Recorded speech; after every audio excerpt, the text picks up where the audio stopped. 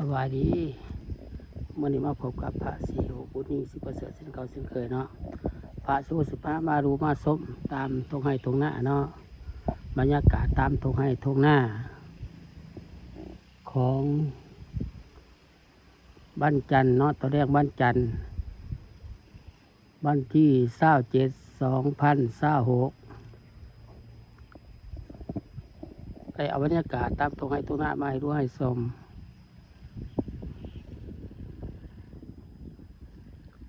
ฝากติดตามช่อง YouTube ของพระเสียวบุญมี10%เด้อกดไลค์กดแชร์เนาะกดติดตามให้เนาะเอาฝากบรรยากาศตามตรงให้ตรงหน้ามาให้ดูให้ชม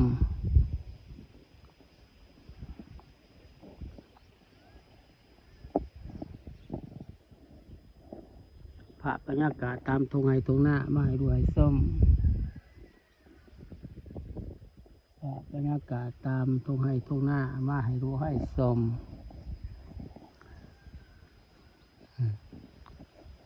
ถ้าพ่อนะมาแต่ไซเนาะ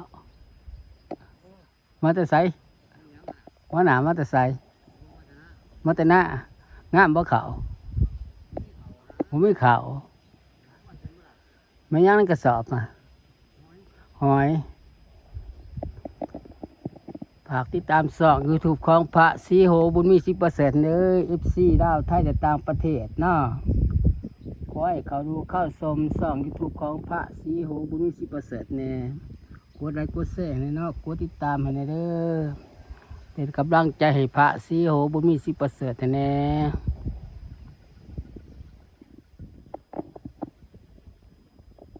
บรรยากาศตามทงให้ทงหน้ามาให้ดูให้ชมภาพบรรยากาศตามทงให้ทงนามาให้ดูให้ชม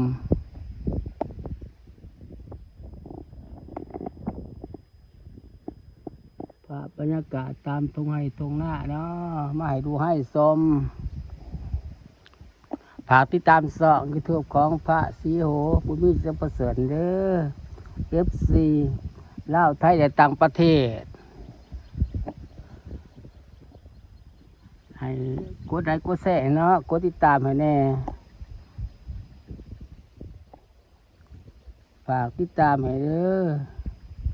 กดไลค์กดแชร์กดติดตามให้เนาะเป็นกำลังใจให้พระสีโหบุญมี10%ให้เด้อ FC ลาวไทยและต่างประเทศเนาะขอให้เขาดูเข้าชมเห็นแล้วก็บ่ให้เรือนฟ้าเนาะให้กดไลค์กดแชร์ให้เนาะให้กดไลค์กดแชร์ในเด้อ FC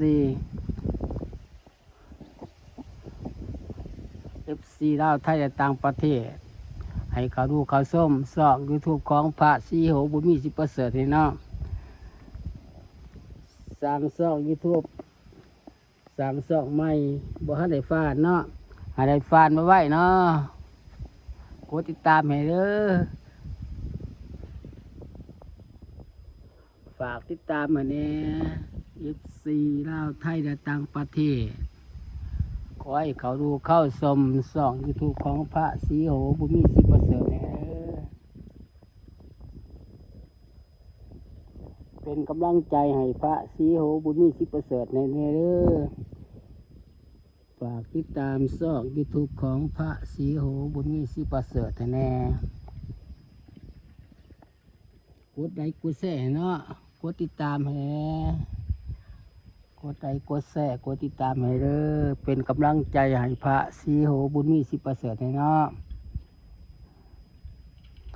เป็นกำลังใจให้พระสีโหบุญมี10%ให้เด้อ FC ลาวไทยและต่างประเทศอะไรฟานมาไว้เนาะอะไรฟานมาไว้บรรยากาศตามทงให้ทงหน้าไล่เอามาให้ดูให้ชมบรรยากาศตามทงให้ทงหน้าภาพบรรยากาศตามทงให้ทงหน้าเนาะของบ้านจันตอนแรกเนาะตอนแรกวันจันทร์วันที่27/2026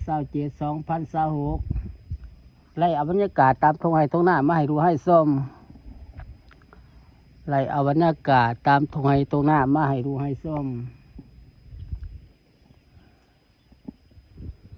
ได้เอาภาพบรรยากาศตามตรงให้ตรงหน้ามาให้รู้ให้ชมภาพบรรยากาศตามตรงให้ตรงหน้าเนาะมาให้FCลาวไทยต่างประเทศเขาดูเข้าชมช่อง YouTube ของพระศรีโหบุญมีศรีประเสริฐให้ได้เด้อกดไลค์กดแชร์เนาะกดติดตามให้ได้เด้อกดไลค์กดแชร์ในกดติดตามให้เนาะเป็นกำลังใจให้พระศรีโหบุญมีศรีประเสริฐให้แน่เป็นกำลังใจให้พระศรีโหบุญมีศรีประเสริฐให้เด้อไล่เอาฝาบรรยากาศตามตรงไงตรงหน้ามาให้ดูให้ชมมาให้เข้าดูเข้าชมฝาบบรรยากาศตามทงไฮทงหน้ามาให้ดูให้ชม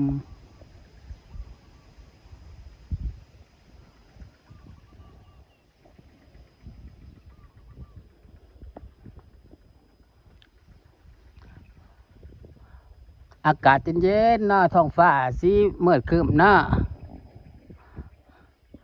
อากาศเย็นๆภาพสีสวยๆเอามาให้ดูให้ชม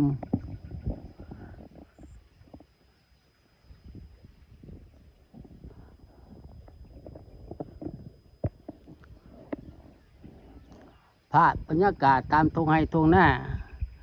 เอามาฝาก FC ลาวไทยต่างประเทศให้เขาดูเข้าชมช่อง YouTube ของพระศรีโหบุญมีศรีประเสริฐนี่เด้อกดไลค์กดแชร์เนาะกดติดตามให้เนาะเป็นกำลังใจให้พระศรีโหบุญมีศรีประเสริฐนี่เด้อเป็นกำลังใจให้พระศรีโหบุญมีศรีประเสริฐให้แน่